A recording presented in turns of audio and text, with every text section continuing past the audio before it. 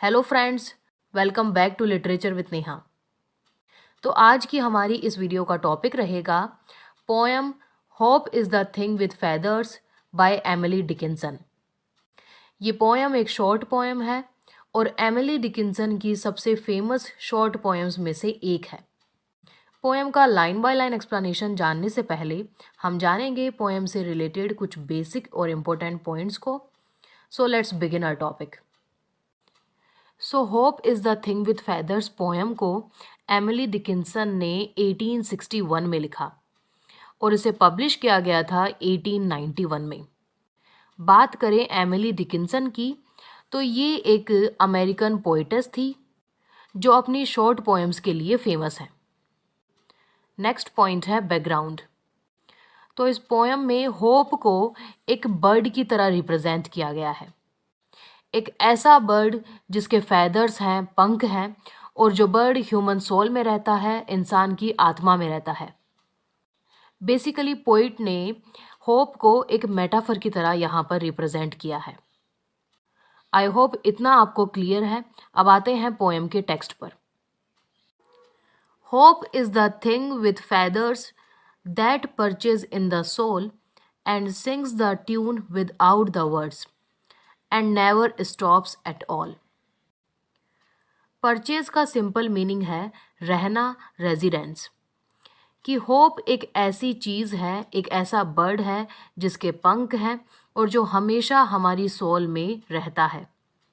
ये बर्ड हमेशा हमारी सोल में गाता रहता है, लेकिन इसके गाने में कभी कोई शब्द नहीं होते, लेकिन ये हमेशा गाता रहता है, कभी रुकता नहीं। मतलब ये है कि होप हमेशा हमारे दिल में होती है और हम हर वक्त किसी ना किसी चीज़ के लिए होप करते ही रहते हैं। बहुत बार ऐसा भी होता है जब हम अंदर ही अंदर किसी चीज़ के लिए उम्मीद करते रहते हैं और हमें कम्प्लीटली रियलाइज़ भी नहीं होता कि हम इस चीज़ के लिए उम्मीद कर रहे हैं, लेकिन हम उम्मीद करना कभी नहीं छोड़ते। And sweetest in the gale is heard. Gale का मतलब वैसे तो आंधी होता है, लेकिन यहाँ पर गेल का मतलब है मुसीबत।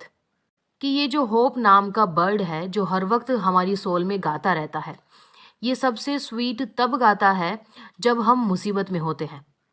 मतलब जब हम मुसीबत में होते हैं तब हम सबसे ज़्यादा उम्मीद करते हैं। And sore must be the storm that could abash the little bird. कि केवल तूफान ही इस बर्ड को शांत कर सकता है। कहने का मतलब ये है कि जब हमारी लाइफ में कोई बहुत बड़ी मुसीबत आ जाए जो तूफान की तरह हमारी लाइफ में सब कुछ ख़त्म कर दे, ऐसे सिचुएशंस में हम डिमोटिवेट हो जाते हैं, निराश हो जाते हैं और होप करना बंद कर देते हैं। इसीलिए कहा गया है कि तूफान के आने पर होप नाम का बर्ड भी शांत हो जाता है। नेक्स्ट लाइन है that kept so many warm. यहाँ वॉर्म का मतलब है कंफर्ट। कि ये पक्षी हमें कंफर्टेबल रखता है। यानी जब हम होप करते हैं तो वो होप हमें पॉजिटिव फील कराती है और वो पॉजिटिविटी हमें कंफर्ट देती है। I have heard it in the chillest land and on the strangest sea. Chillest land का मतलब है बहुत ठंडी जगह और स्ट्रेंजेस्ट का मतलब है बहुत अजीब। स्पीकर कहती है कि मैंने इस बर्ड को चिलेस्ट लैंड पर गाते हुए सुना है और मैंने इसे स्ट्रेंजेस्ट सी पर भी गाते हुए सुना है। कहने का मतलब ये है कि चाहे कैसी भी सिचुएशन हो, बहुत अच्छी हो चाहे बहुत बुरी हो, लेकिन कहीं ना कहीं होप हमारे दिल में हर वक्त होती है। Yet never in extremity it asked a crumb of मी। यहाँ क्रम का मतलब है रोटी का छोटा सा टुकड़ा। स्पीकर कहती है कि सबसे बड़ी और एक्सट्रीम लेवल की बात यह है कि ये बर्ड कभी भी हमसे रोटी का एक छोटा सा टुकड़ा तक नहीं मांगता है। मतलब ये है वो हम ही हैं जिसे होप से कुछ चाहिए होता है। होप को कभी भी हमसे कुछ भी नहीं चाहिए होता है। इजी वर्ड्स में डिस्क्राइब करें तो मतलब ये है कि होप करने के लिए किसी भी चीज़ की ज़रूरत नहीं पड़ती। होप वैसे ही हमेशा हमारे दिल में एग्जिस्ट करती है।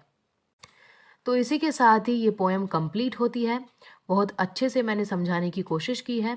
उम्मीद है कि पोएम आपको समझ में आ गई होगी। ये वीडियो अगर आपको अच्छा लगा है तो लाइक करें, शेयर करें।